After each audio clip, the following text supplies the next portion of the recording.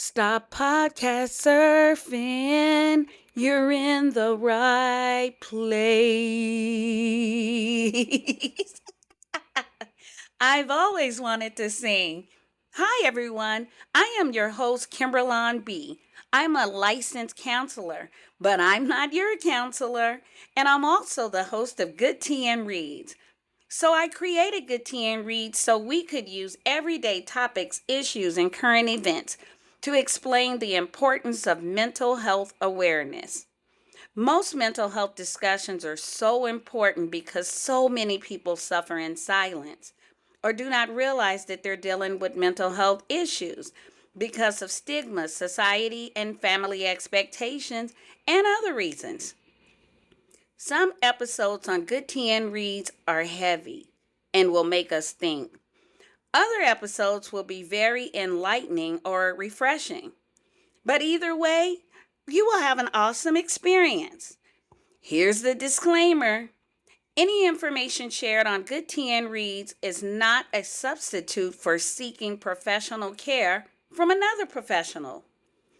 Any information shared on Good TN Reads is not meant to diagnose the subjects or persons discussed on this podcast. Also, any information shared on this show is for conversational, inspirational, and educational purposes as well. So, all right, this intro is long enough. All right, so go grab your cups really quick. Go, go, go, go, go. So I can pour this piping hot tea. Meet me inside on this episode in 1, 2, 3.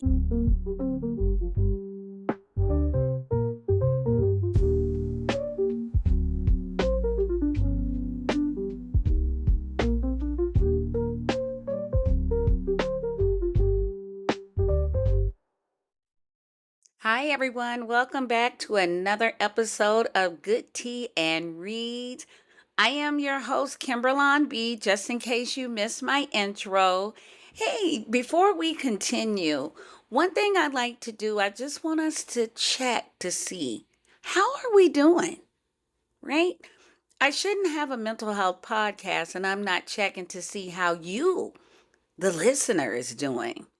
I usually do these every now and again. I'm not the best at checking in on myself, but I do like to call them my personal inventory checks. How am I doing? How am I feeling?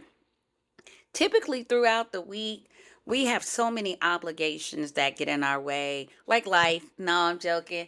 Like we have to take care of our families. We have to work. Some of us go to school. Some of us volunteers. Some of us, you fill in the blank. And we get so caught up in our day to day that sometimes we don't do those checks. Sometimes we may say, God, today was really hard, or this day was harder than the next day. Or we may have those type of conversations, but I really don't think we take time out to just say, hey, how am I doing? So occasionally when you think about it, just give yourself that personal inventory and dig deep. Remember, I tell you, I learned about that last week. Sometimes we are like on the go. I have to do something. My show is getting ready to come on. I have to get to bed. I have to do dinner, so forth and so on. So if I stop, I'm going to say, hey, how am I doing? And if I stay surface, I'm going to be like, you know what? Okay, I'm great. I don't feel stressed at this moment and I'm going to keep going. Just take a minute, 1 minute, 60 seconds to just sit and concentrate and ask yourself, how am I doing? I don't believe the answer I just gave myself. Let's go deep. How am I really doing? And then sit there for a second before you give yourself an answer. All right, I just had to throw that in. Without further ado, we will go ahead and get started. One thing I like about Good Tea and Reads, I mentioned that I like to talk about everyday topics. And some of those topics come from just typical situations, right? It may not be anything that we saw on media or anything. So I had this wonderful topic planned that I wanted to talk about, but then something happened throughout the week and I was like, ugh, I think I'm going to prioritize this situation and tie it into mental health. Um, so I titled this episode Apology Not Accepted. Now, I know that may sound a bit harsh to some of you all that's listening to why I would name an episode Apology Not Accepted. We're going to chat about that in a minute, so I can explain. Because I am a believer and I do pride myself on forgiveness, right? But once I go through this scenario, you're going to see why the title Apology Not Accepted was selected for this episode. Typically on Good Tea and Reads, I try my best to be fly and try to use the word tea or say something about read. Because one thing when you hear about tea, I want to know the tea. You want to know what's going on. What's the information? Give me the information. That's why I like to say I'm pouring the tea because I want to pour some of the good information into you, the listener. The other day I was talking to my grandson and he made a comment about clocking somebody's tea. And I was like, what? What is that? And he actually went on his phone. He's a teenager. He went on his phone, and then I found out that clocking tea is probably what you're thinking, like really just going off and just giving it to somebody. And I was like, oh my. Hope people don't think that I'm clocking that type of tea here on Good Tea and Reads. So that's what the tea portion of my show means. In the reads, I want to talk about that because I really haven't deep dived into that side. So reads, occasionally I want to talk about some good books out there that actually ties into mental health. So since I'm using the title Apologies Not Accepted, I actually have a book that I want to spotlight today, and I am so excited about this book, y'all. I follow this author on LinkedIn, and I was so excited that I was able to tie in this topic today to the book. I actually sent a message, y'all. I mean, I don't know if you want to say I was a fangirl, stalker. I don't know what you want to call me, but I wanted the author to know that that book touched me so much. And the book tied into the situation that I was going to share. And the author responded with a heart, y'all. I got a heart. I was so excited about that because I know that author has like thousands of followers. So for me to get a heart, y'all, oh my gosh, I feel loved right now.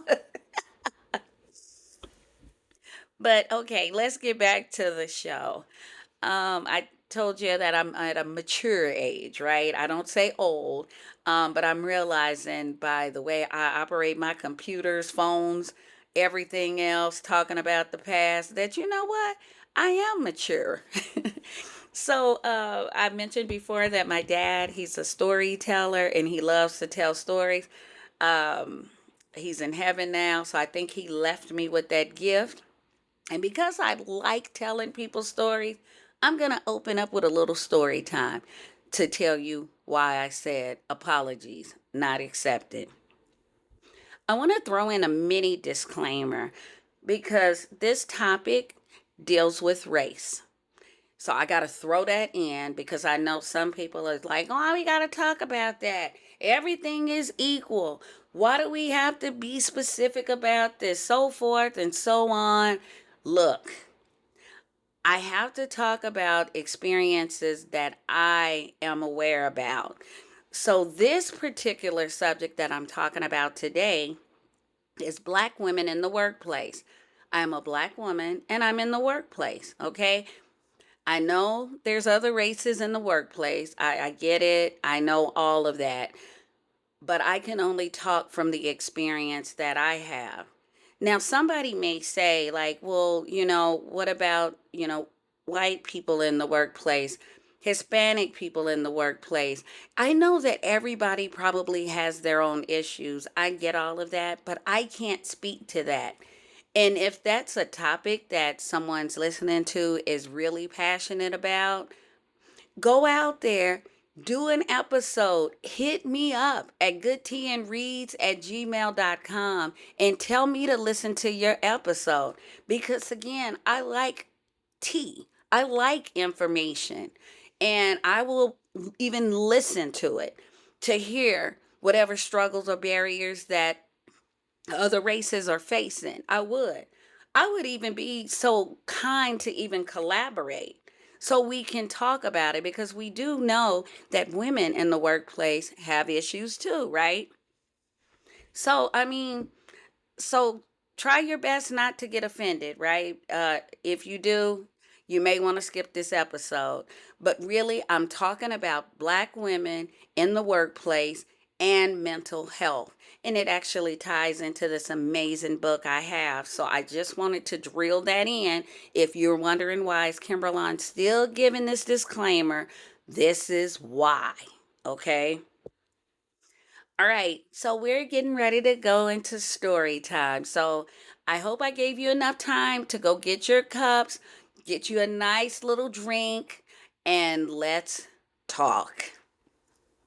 So, as I was saying, I had another topic that I was preparing for Good Tea and Reads, and then something happened.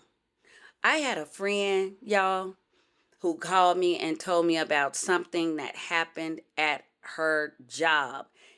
And it fired me up a little bit. I ain't gonna even lie. It did. But then I was able to calm it down because I had to realize, Kimberlon, they coming to you for support, right? Let's not get on the rah-rah bandwagon. Let's be that listening ear and let them go ahead and process. Can we be the best? Can I be the best counselor that I can be, right? Without getting in here and going back into the me, going back to the old me, I like to say, the pre-counselor me. But I always have to throw out this disclaimer, everybody, that I was a human, that I'm human first, therapist second, right? So that's my own personal disclaimer, just in case y'all, catch me at a flary time. Anyway, back to the story. So my friend called me and shared this information. So my friend happens to be a lead at her job, and there's a lead in another department at her job. So the lead that's in the other department was m- communicating with one of her employees. And when I say communicating, of course, it's not healthy if it's tied into this situation. So, I mean, the person that worked in the other department was really coming after the supervisor on this side. My friend was really coming after her. And so my friend, being a Black woman in the workplace, after a while, we don't go high. Sometimes we're going to go low, right? And when we go low, that may mean us saying something, right? Very emotional, right? Because that's a way of avoiding somebody from going low and putting somebody on the floor. But I'm joking, not joking. But so the person sent my friend an email, and my friend was stewing over it. And so she called and she was like, you know what? I'm going to go off. I'm going to go off. I'm like, no, don't go off. Don't go off, because sometimes you got to meet people with the same energy that they have. Please don't go off. But she went off. And so what she did, she responded to that email, right? And then that person messaged her again, a nasty message and an IM system, right? And then my friend responded again in an email.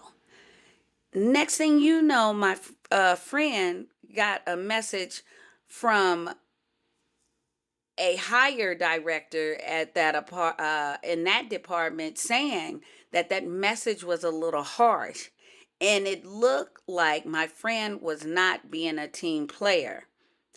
My friend said that a backstory with that she's had an issue with that person in the other area for some time, and she went to somebody that's higher in her area and said, "Look, I'm having an issue because this person keeps sending me these little nasty grams."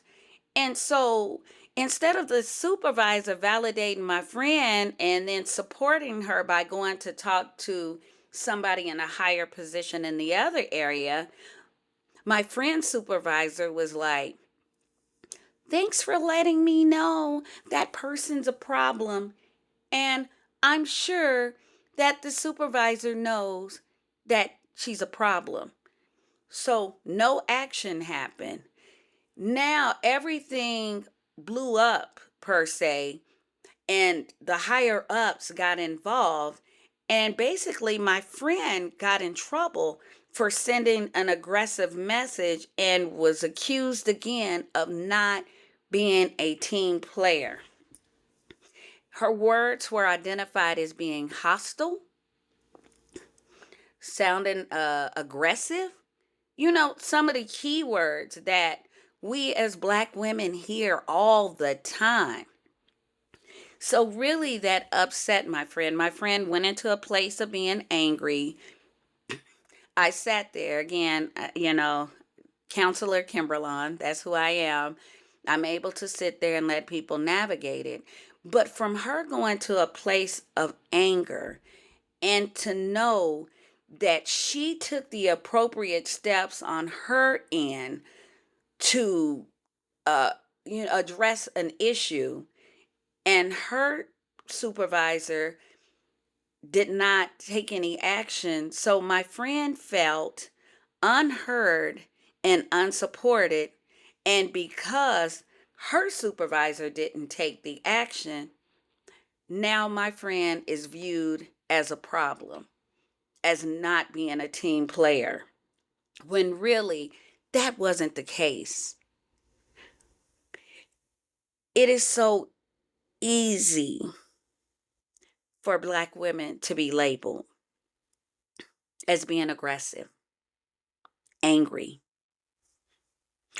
You want me to tell you why? I typically don't do a lot of education in that area.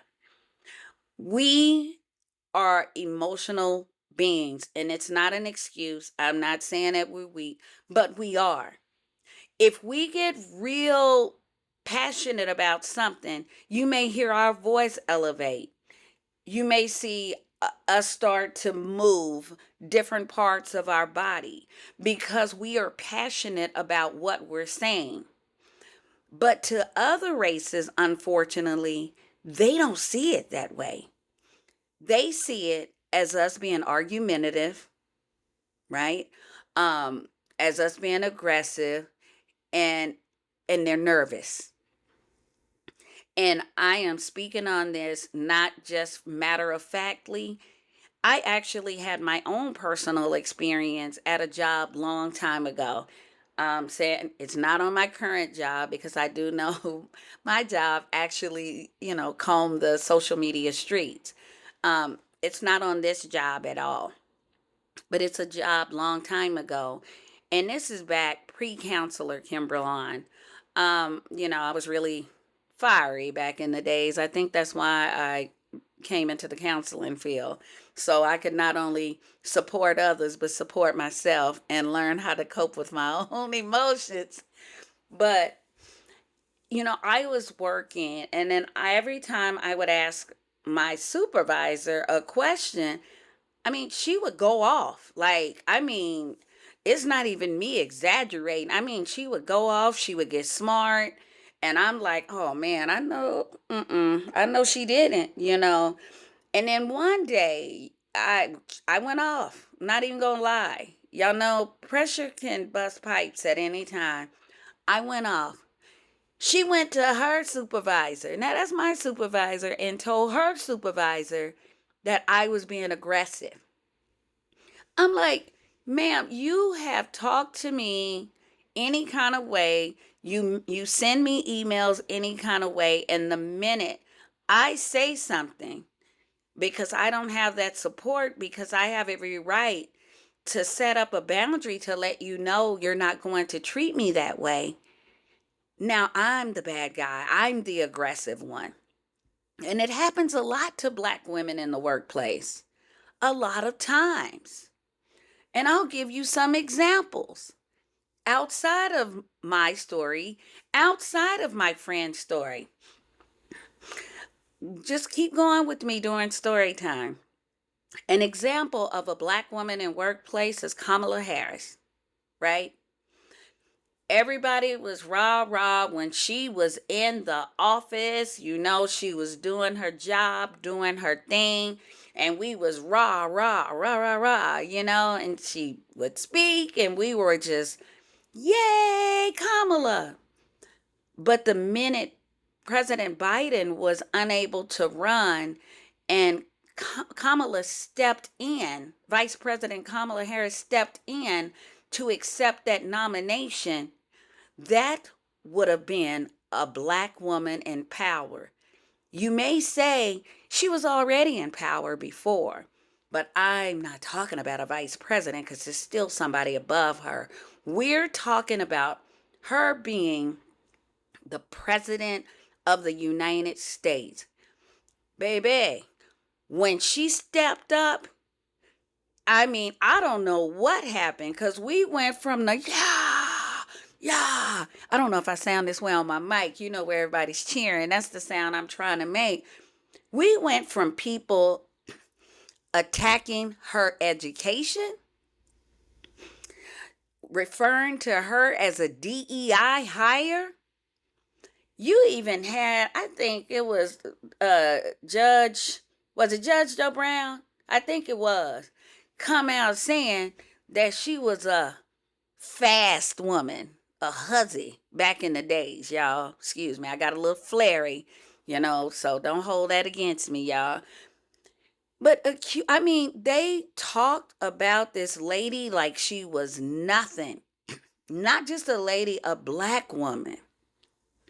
They talked about her so bad, they made sure that she wasn't going into the White House, right? I mean, some people even switched to the other side, let's be real, because they wanted to make sure she was not going to go in. I don't care about how you vote. I'm not trying to turn this into a political thing. That's not what I'm doing. What I am saying, as a Black woman, the minute she stepped up into a place of power or the potential place of power, that's when everybody turned against her and started talking about her. It was crazy. I'll give you another example of a woman that's in power or a woman in the workplace that people talked about. Just in case you wasn't a Kamala fan, okay? Michelle Obama. That's somebody else, y'all. Michelle Obama was doing her thing before Obama even became a senator. She was already in a high position and she held it down. She went into that White House with her head up high. She supported her husband. She was there. I mean, she was doing all of these initiatives because Michelle could do that without Barack, right? You get what I'm saying? But they are forced together. But because Michelle Obama is a threat, because she has power, because remember before Kamala accepted the nomination or when that was coming to an end, there was people out there just telling, come on, Michelle, we want you to run. Can you run? And she said, oh, baby, no.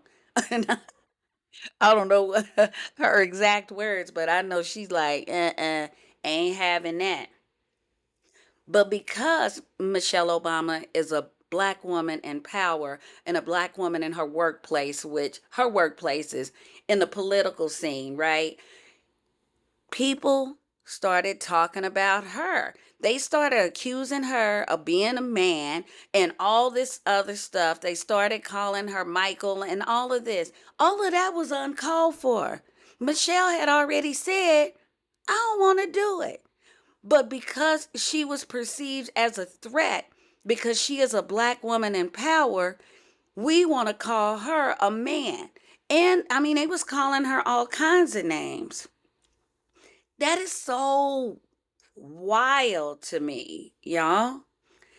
And so So that's how my week went. And this is why I'm saying apologies not accepted, because Black women endure so much in the workplace.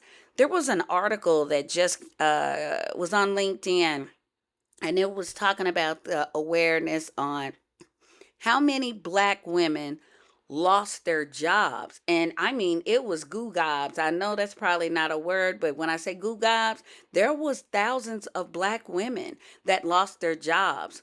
A lot of them was in leadership positions. Not sure why they lost their jobs, probably layoffs, so forth and so on, but who knows, right?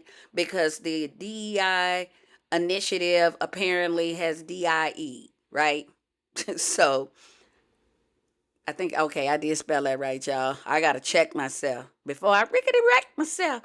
But so a lot of Black women were let go.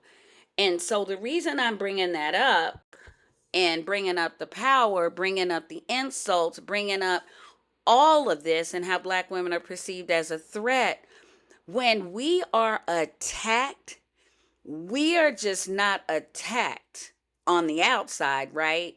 You got to realize it taps into the mental health piece too, right? This is what I'm focused on Good Tea and Reads. It taps into the mental health piece. I mean, of course, there's physical health situations that could happen as well, right? But for this show, we're talking about mental health because there's a lot of stigmas and societal beliefs that play a part into people getting help for their mental health. Mm. So today, tying into our topic, I wanted to share a little bit about this book I read that was really inspiring, um, being a Black woman in the workplace. And the name of the book that I'm going to highlight, I'm like we, but y'all can't see it. So it's an I, right? But when I say we, I want you to go out and get this book. It's on Amazon too, okay? So just know. The title is I'm Not Yelling, A Black Woman's Guide to Navigating the Workplace. And it's by Elizabeth Leiba. And I hope I'm saying her name right. So, I'm Not Yelling, A Black Woman's Guide to Navigating the Workplace by Elizabeth Leiba.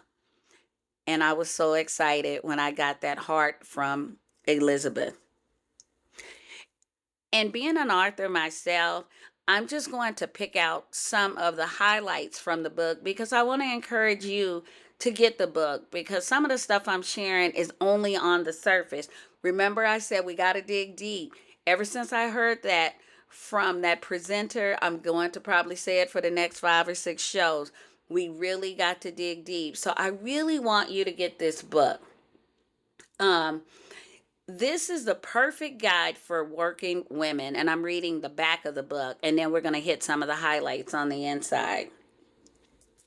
So inside I'm Not Yelling, you'll find strategies and recommendations to give Black women a framework for emotional support, business success, and healing from racial trauma. You'll find solutions to many instances of racial inequity and discrimination at work for Black women. And you'll also find actionable steps for possible pitfalls such as microaggressions.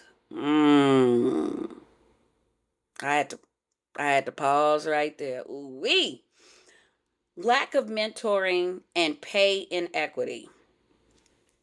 So the object of this book is to learn how to successfully navigate toxic work environments and be empowered to become a strong leader who creates positive change in your workplace.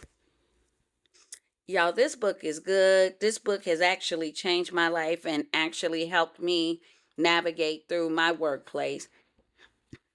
Even though will say that I don't have any issues in my workplace, any deep rooted issues, right? Because there's no such thing as a perfect job. But this book has actually supported and helped me more.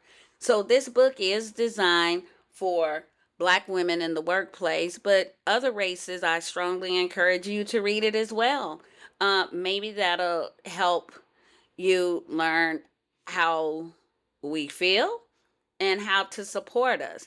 And again, if there's other books or you have any other insight for other races that you would like to share with me, feel free to share with me because I do like the tea, okay?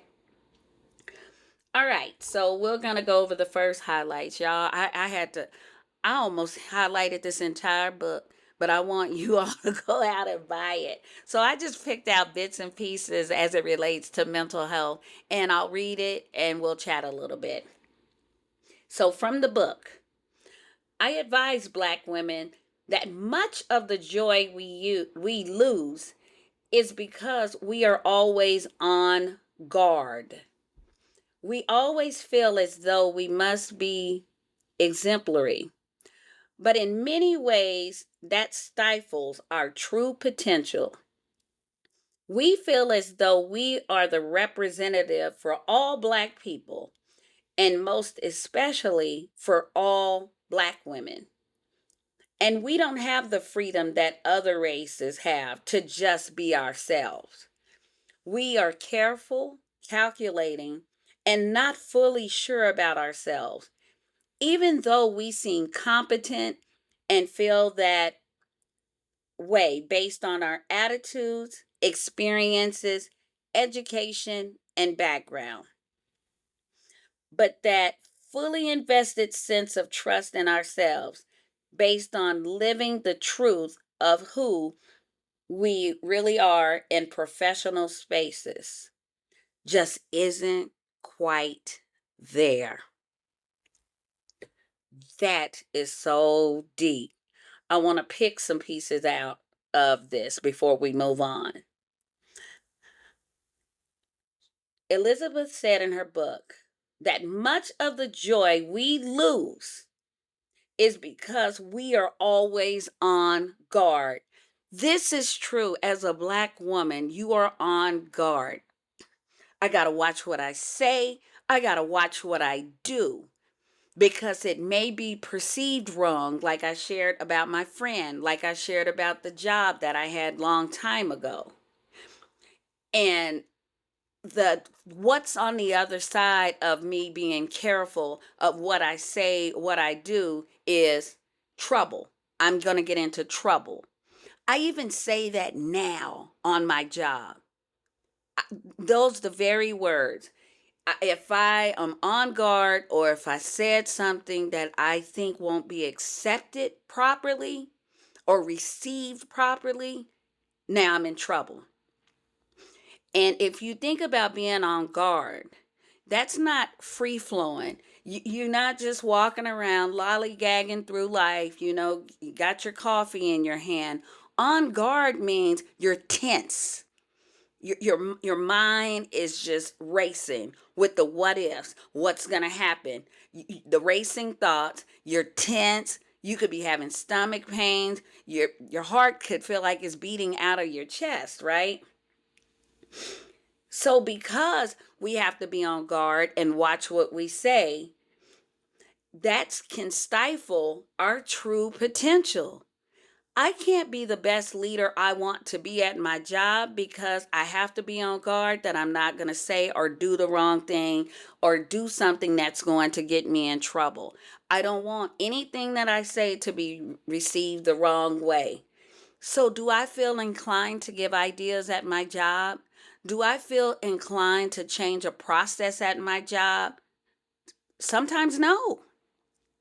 Sometimes no, because I don't know what I'm going to get if I put something out there. So that does stifle me as a Black woman. I can't be what I want to be. I probably can't reach that next level because I'm so busy being on guard, not saying what I need to say, not making a difference, right? So how am I going to get to that next level if I can't really show who Kimbralon really is? Let's see. And I like where Elizabeth said, we feel as though we are the representative for all black people, and most especially for all black women. Some people and some professions, I said people, meaning black women or black people,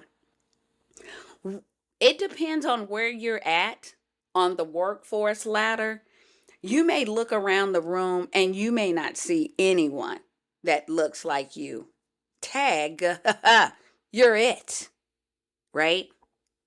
So, in that moment, because it's just you don't have anybody else that looks like you, it is almost like you are the representative for all black people, right? And especially being a black woman. Now, I use the word emotional, and I don't want that to be taken out of context. I just know that we're real passionate about what we do and what we believe in. So, we really got to represent, but then we got to watch how we represent, especially being a black woman. It says we are careful, calculating, and not fully sure of ourselves. We can't get to that place of being sure because we're too busy worried about, are we going to get in trouble?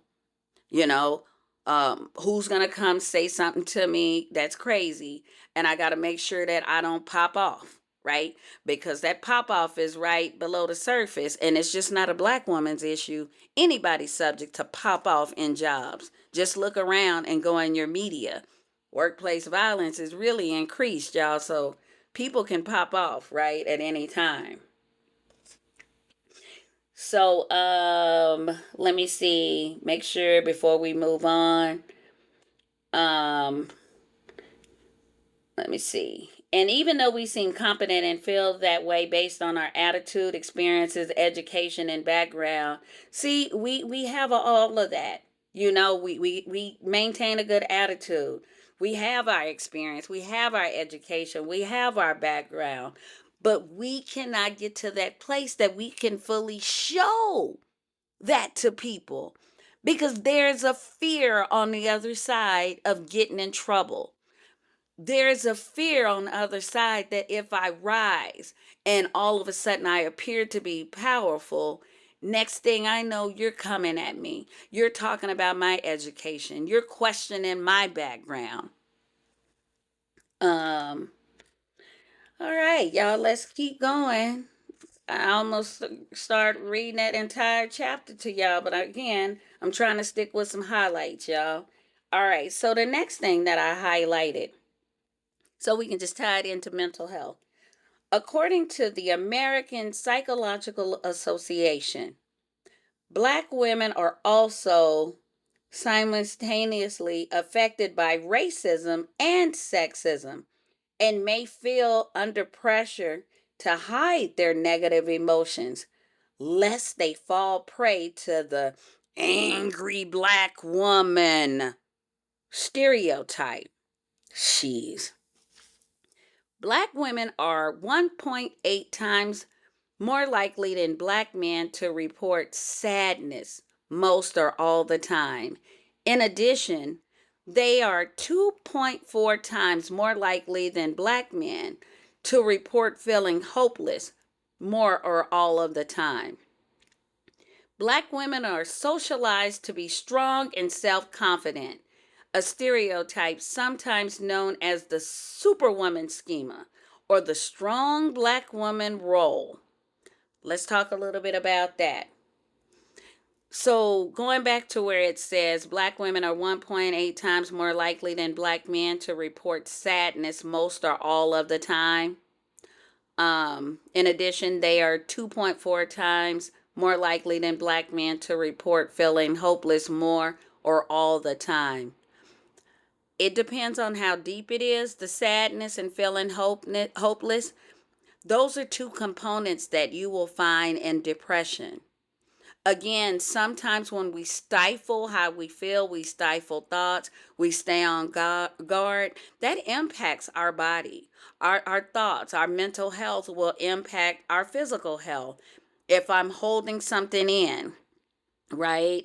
If I'm feeling on edge, My stomach's hurt. I'm kind of nervous. I'm on edge. Am I going to get in trouble? I could get a headache right now. So I'm tapping into and impacting my physical health. And if we keep holding in our emotions, because you can't express it because you're perceived negative, if you do express it, holding it in for so long can cause something that we are identifying as sadness and hopelessness. It can actually go deeper than that, and it can turn into depression. Not only depression, it can turn into major depression, right? And then it'll start to impact our functioning. Can we get out of bed? Eating, right? Loss of motivation.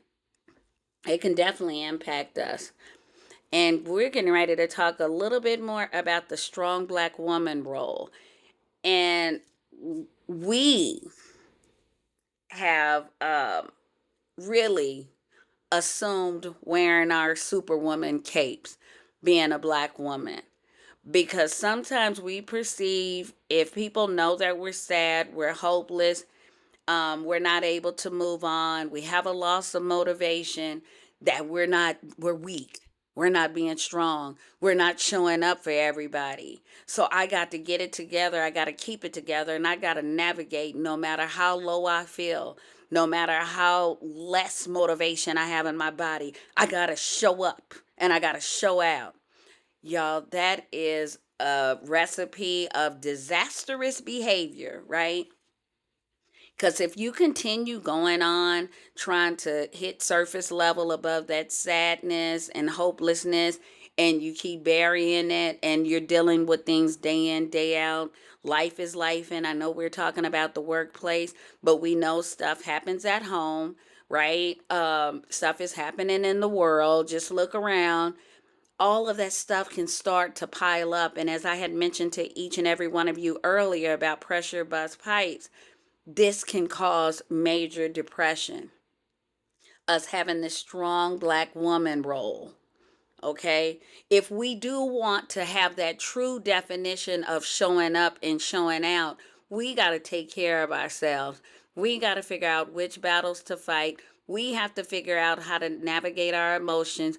We have to get better at saying no. We have to get better at taking time out, getting that rest, taking care of our bodies, making sure that we're giving ourselves adequate nutrition, that we're eating. We make sure everybody else eat, and we so tired we don't eat. That impacts your health as well. That impacts your mental health and your physical health. Okay? All right. Let's go on back to the book. Black women are also judged more harshly than white women when they display anger or frustration, as I mentioned during story time, everyone. A recent study that was led by Daphne, I think it's Mortro, a professor. Yeah, if I'm tearing up these names, y'all forgive me in advance. My name's Kimberlon. People tear it up and I just keep it moving, okay? Anyway, apologies, Daphne. All right, but they found that observers are more likely to frame a black woman's anger in the workplace setting as internal to her rather than due to external factors.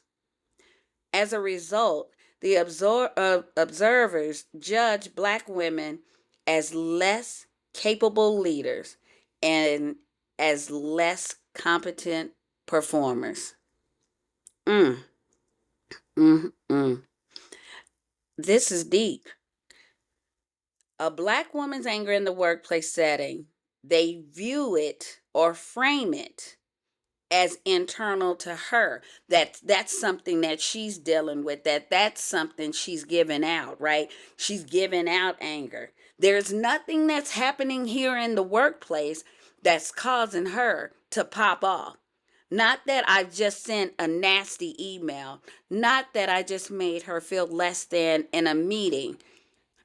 That's something that she's dealing with that's causing her to be angry. So if she's so angry, how can I put her in a leadership position to effectively lead a team? See how it's tied in? and stifling, right? Um, going on, going back to the book, for fear of expressing emotions and being labeled as angry or aggressive. Black women have historically employed silence as a coping mechanism. Women have faced and continue to face death for not remaining silent in the face of unspeakable abuse, both physical and mental, from the beginnings of the Black experience in American chattel slavery all the way up to present day. Isn't that something? So instead of us feeling that we have the ability to share our thoughts, right? For fear of how it would be perceived by other races or in mixed company. My friend said that at work the other day. In mixed company, Black women will typically sit in silence. And sometimes, and I do it, guilty, my hand is up. Y'all, if I had my video on, you would see my hand is up. I'd be like, I'm not going to say nothing because I don't want nobody to take it the wrong way. So I'm just going to stay quiet. But usually, when something is going down and you're choosing to be silent, I don't know about you out there, listeners, but me, I feel it. I feel it in my thoughts. My thoughts be going. I feel it in my body. It definitely impacts my mental and my physical health. I just be going, going, going. So silence, even though we think that's the best approach, and I'm not saying go out and pop off. That's not what I'm saying. What I am saying though, we think silence is the best approach and the best way to cope with the situation. That's not necessarily true because that means that we're stuffing and we're actually doing damage to our mental and our physical health. We are definitely doing damage there. So there's a way we have to effectively learn how to navigate our emotions. All right, we're going back to the book. We're moving on through. Um, okay, so but we speak to another concern that Black women face when navigating predominantly white spaces. I have often had my own words completely misinterpreted or misunderstood in leadership meetings. Oftentimes, I make a statement and the person appears to have heard the total opposite of what I said. Or sometimes people repeat things I've said in such a way that they are completely out of context and inconsistent with my intent. It is frustrating and exhausting. That is written in the book. And this is definitely something that Black women face. We have a way of talking in the Black community to where it could be perceived by other races as being violent. I'm going to give you a prime example. And I mean, you can never be too sure. Everyone talked about, and it went around on social media that there was this Black man and he went into Home Depot and he was looking for the bathroom, right?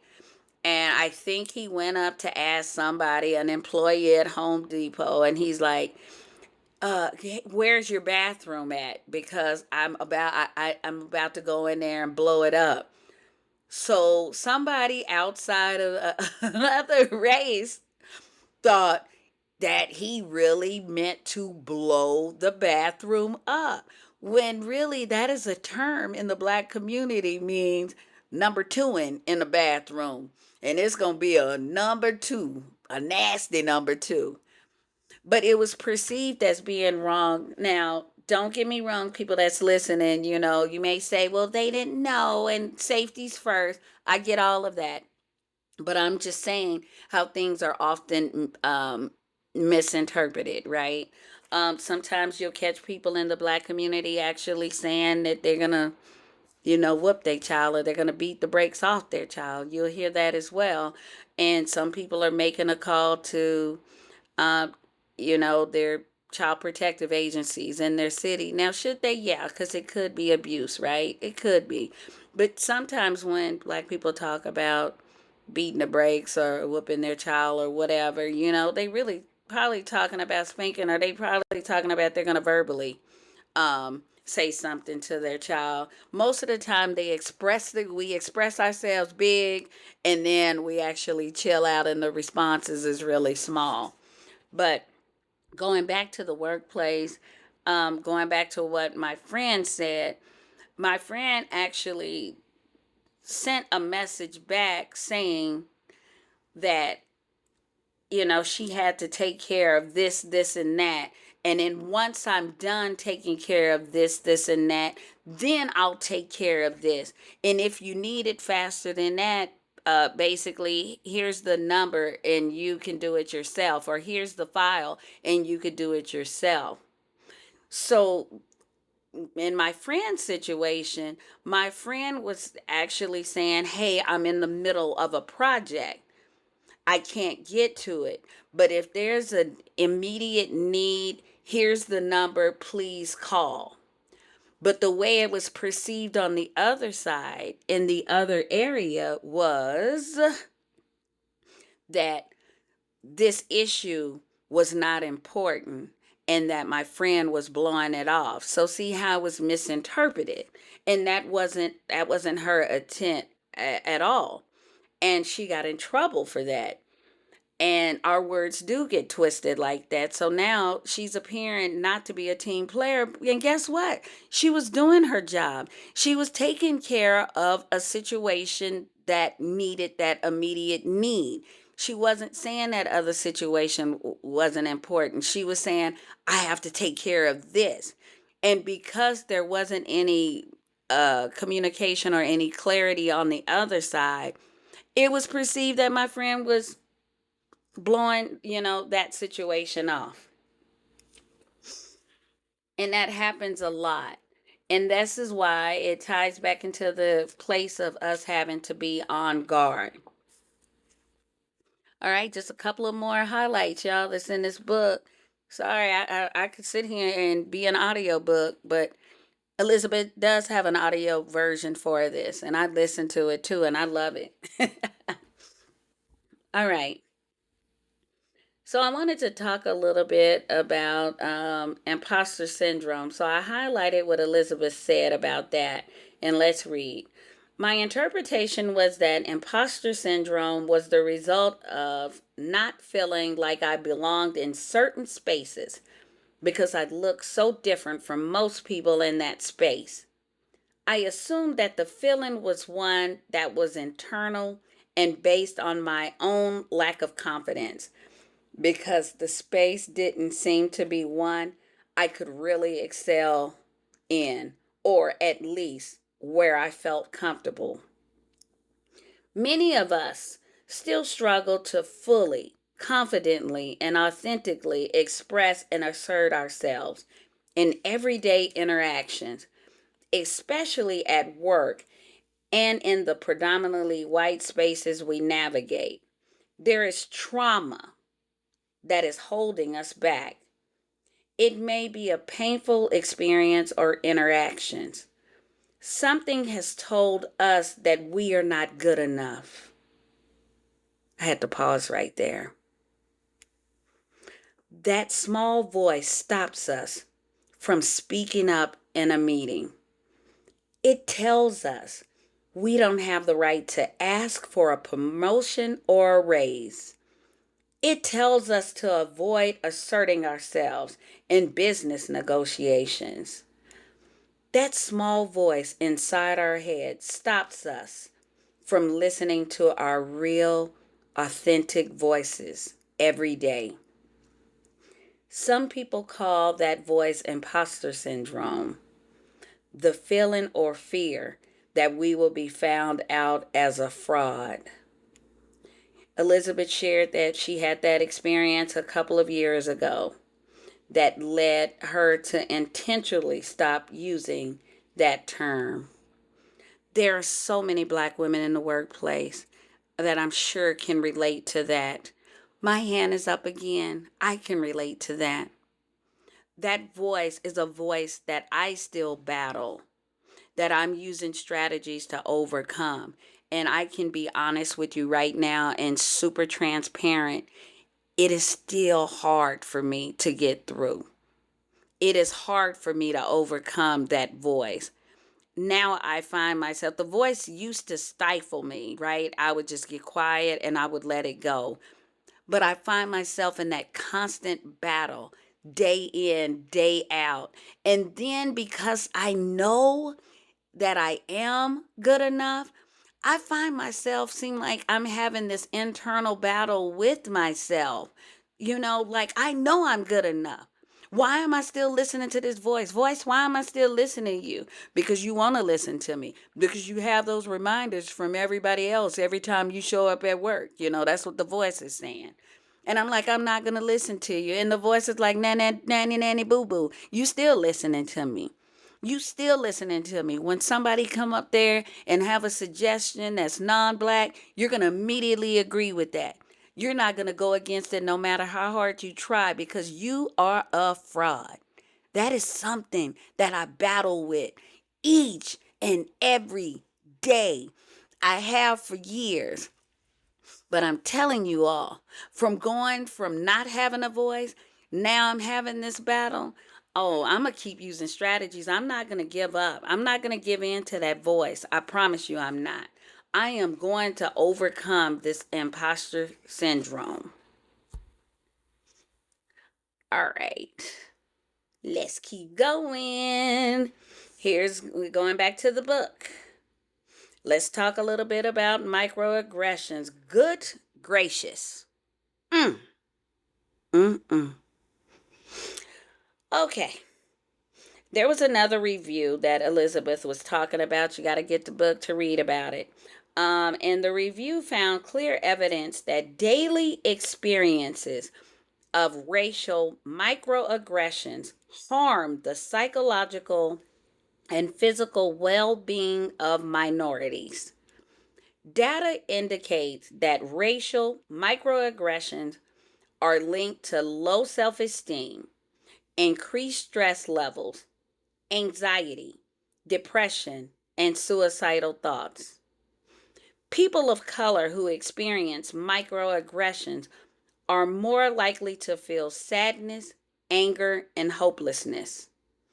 Other studies have found that people who experience microaggressions are more likely to report stomach aches, headaches, sleep disturbances, and high blood pressure. Other research has demonstrated people who encounter regular microaggressions are more prone to use alcohol and tobacco. Y'all, microaggressions, black people encounter microaggressions each and every day. And because we have to stifle our emotions so we won't be perceived as negative, some of us just take it on the chin and probably go find somebody, either a coworker at work or call a trusted friend and really just go off about it. So microaggressions could be, I'm just going to give some examples. Hey, if you give an idea, you're pitching an idea at the table in a meeting, at a staff meeting, when your boss looks at you and say, "Wow, I'm impressed. I didn't know that you were that smart to put that together." See what I'm saying? Why can't I be that smart to put that together? Um, Another response was, "Wow, someone seems like they're really cranky. You know, better not make them mad. Ooh, they may get real upset and go off on me." I mean, it's just things like that, microaggressions that we face. And sometimes people know that they're making microaggressions and sometimes they don't. And I want to give you the definition. I had to look it up. I was buying time. I should have had this already ready. Okay. Um, it's a statement, action, or incident regarded as an instance of indirect, subtle, or unintentional discrimination against members of a marginalized group, such as racial or ethnic minority. Okay, so that's the example of microaggressions. I'm gonna give you some more examples so I can just drive it home, okay? Let me see. Here we go. Um, for example, I'll just say something about the Hispanic population. Somebody may come up to them and say, where were you born? Like, what do you mean, where were they born? You think they were born in Mexico?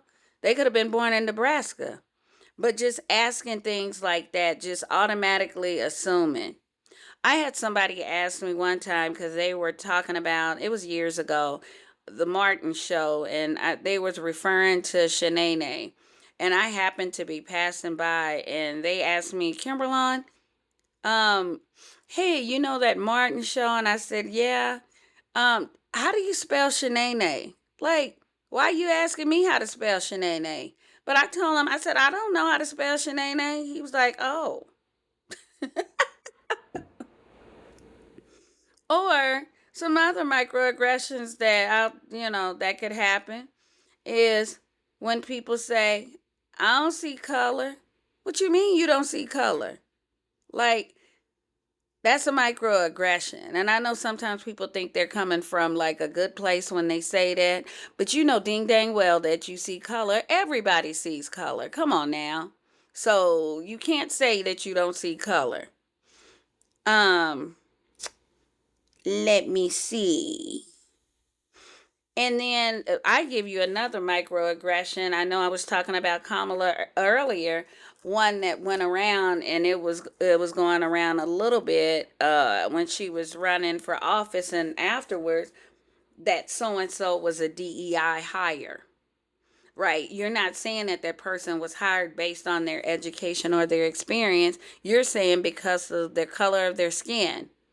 That's why they were selected for the job. Like, you just really want to discount their education, their experience, or anything. Like, that's a microaggression. But if you want to know more about microaggressions, please study it. And those that are not aware about microaggressions, please brush up on it because you may be guilty of doing it, okay? And when people get ready to go off on you, then you're going to be like, oh my gosh, I didn't mean to be offensive. Learn about microaggressions. One thing I wish that me being a mature person, I really mature meaning old in age, right? I mean, I hope that I'm, being a mature person the other way too. But back in the days, they would show the movies on the job. They do it now on the computer based training. But we used to all get in a room and they would actually talk about like cultural competency, and they would go deep with it and explain how different things are perceived across different races. I mean, now they went deep. They didn't stay on the surface like some of these trainings that we do that we just click through to check the box on. Okay, I know y'all, I see y'all don't be paying attention. I'm joking, but joking, not joking, I am joking. But I wish they would have those type of training so people can learn like what offend other races. Yes, I know today I'm talking about black women in the workplace, but there's other races too that people seem to offend all the time. It's just something that happens. And if you think about the name, and this is in the book, microaggression, it says in the book, even the name microaggression gives the impression that it's no big deal or something that could be overlooked. So if I do say something that could be offensive, like, you should kind of overlook it. You should get over it, right? And so it's not like that. It's really a big deal when it comes to microaggressions. But y'all, it's a lot more information in this book. This book is definitely phenomenal to read, and I want to encourage you to find it on Amazon. Again, I'm going to give the name of the book. It's I'm Not Yelling, A Black Woman's Guide to Navigating the Workplace by Elizabeth Leiba. Leiba, just in case I'm saying it wrong. In this book, she definitely encourages Black women to use their voice, to speak up, to get past that small voice. I mean, if we do work on that and we become the best version of us, we can minimize some of those feelings of anxiety, depression, feeling less than, feeling hopeless. We can we can we can minimize those feelings that one is having. And once you learn how to navigate those voices, identify those strategies, learn how to use strategies to help you use your voice in the workplace, then you would be phenomenal and you'll start to feel more confident. And while every day may not be a happy go lucky day, it will be a better day, or you'll be able to navigate through the day. Because one thing we want to do, we may not be able to have a happy day, and we may not be able to avoid microaggressions in the workplace, right? But at least we will learn how to navigate it or how to properly address it, right? And then educating other races as well on how other races interact, I think would be helpful also. Once you build up that confidence, you're able to battle that voice, you're able to use boundaries, and you're able to use effective communication to address things that you do not like in an appropriate way, the better you will start to feel physically and mentally, y'all. I know I'm over a little bit on my time, and I hope everybody understands why I called it apology not accepted, because I'm not going to accept those hurtful words that the small voices inside of me may say. I'm not going to take their apologies, because that small voice will come up again and will say something horrible to me to make me think that I'm less than. I'm not going to accept any apologies, right? If somebody offends me at all. I mean, I know somebody's saying that's pretty harsh, but I'm not. Um, we got to have a conversation about it, because sometimes people just say, I'm sorry, to just move on to the next thing. But we got to have a dialogue so I can understand that there's a genuine apology inside and not just a surface one. So I definitely would like to have those conversations. Um, Get the book, y'all. Get the book. Find Elizabeth Leiba, Leiba, on LinkedIn, and follow Elizabeth. Elizabeth is phenomenal. Elizabeth have other books out there. I have the other books. Um, Excited about those books too. I've read two of the three. I have to get the last book, I Came to Slay. I have to get that book. Y'all, again, I'm excited because she gave me a little heart in LinkedIn. So I feel like I'm a friend. But y'all, this has been phenomenal. I'm glad I was able to talk about this topic because I really needed to process it. Because I'm not going to lie to you, I was pretty worked up about it when I talked to my friend about it, because I'm like, this is something that we deal with all the time. And even though there was probably a alternative way that my friend could have navigated the situation, it still upset me, and it still upset me that she had to endure with that. Had to endure that. Sorry, but I was still there to support her. Um, we got to do something about it, everyone. We just can't sit in silence.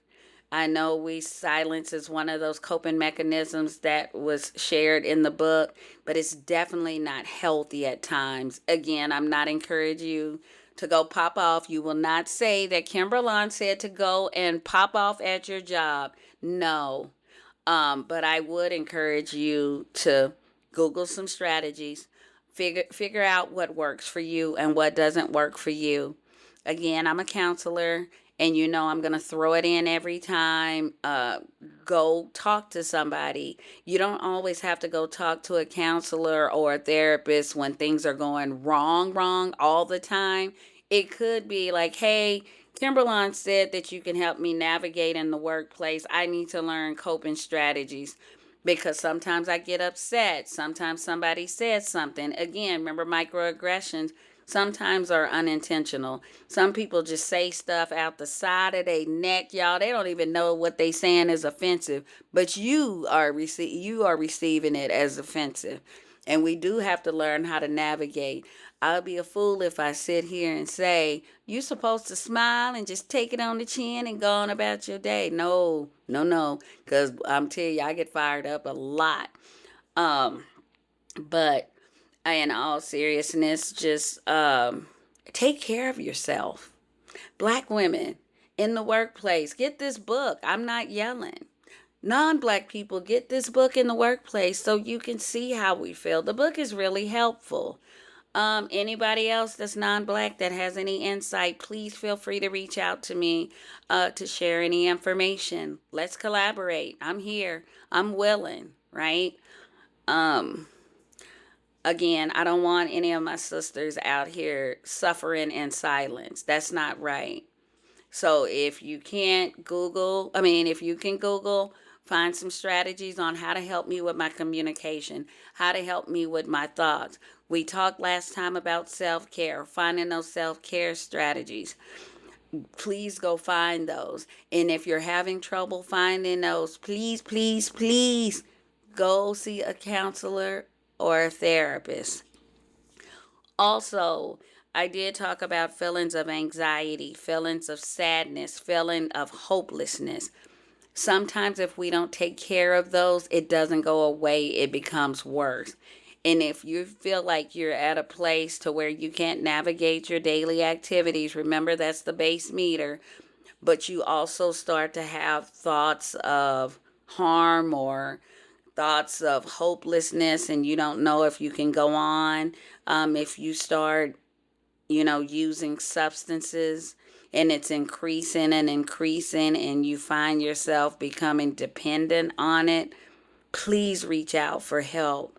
And again, if you're having thoughts of harm, call 988, 911 if you need immediate intervention. But Crisis 988 is awesome and they're there to help. If you don't feel like talking to anyone, you can text Mental Health of America 741-741. But I challenge you, don't sit there in silence.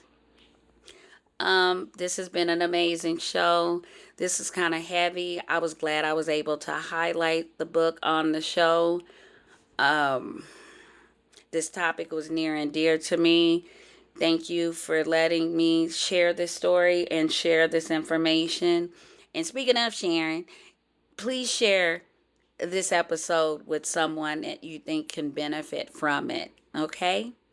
So until next time, y'all, this is Kimbralon B signing off with another fantastic episode of Good Tea and Reads. Make it a good one.